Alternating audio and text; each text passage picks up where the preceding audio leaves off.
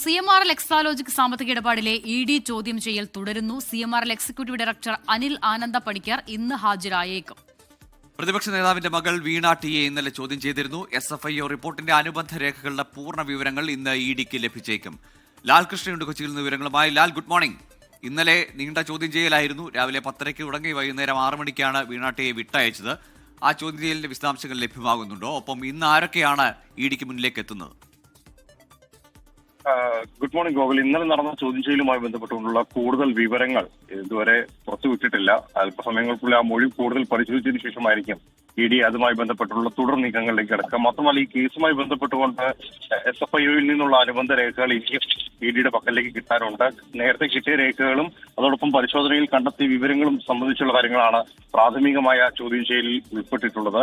ഇതിൽ പ്രധാന പ്രതികളായിട്ട് കണക്കുകൂടപ്പെടുന്ന CMRLന്റെ 3 പേരെ മാത്രമാണ് ഇതുവരെ മൊഴിയെടുക്കാൻ സാധിച്ചിട്ടുള്ളൂ. 9 പേരിലധികം പേരുടെ മൊഴി ഇനിയും രേഖപ്പെടുത്തേണ്ടതുണ്ട്. അതിന്റെ തുടർ നടപടികളുടെ ഭാഗമെന്നോണമാണ് നിലവിൽ അനിൽ ആനന്ദ പണിക്കരുടെ മൊഴിയെടുക്കൽ ഇന്നുണ്ടാകും എന്ന് കരുതപ്പെടുന്നത്.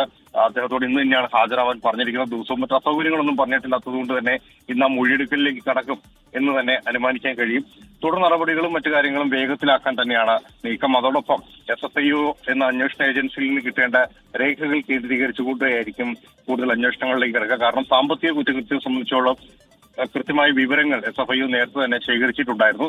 ആ വിവരങ്ങളുടെ ആധികാരികത അടക്കം ഇനി ക്രോസ് ചെക്ക് ചെയ്യേണ്ടതില്ല എങ്കിലും അതിൽ നിന്ന് കിട്ടുന്ന വിവരങ്ങളെ അടിസ്ഥാനമാക്കിക്കൊണ്ട് കൂടുതൽ മൊഴിയെടുപ്പും ചോദ്യം ചെയ്യലും അടക്കമുള്ള നടപടിക്രമങ്ങളിലേക്ക് കടക്കാനാണ് പ്രധാന അന്വേഷണ ഏജൻസിയായ എൻഫോഴ്സ്മെന്റ് ഡയറക്ടറേറ്റ് ഉദ്ദേശം.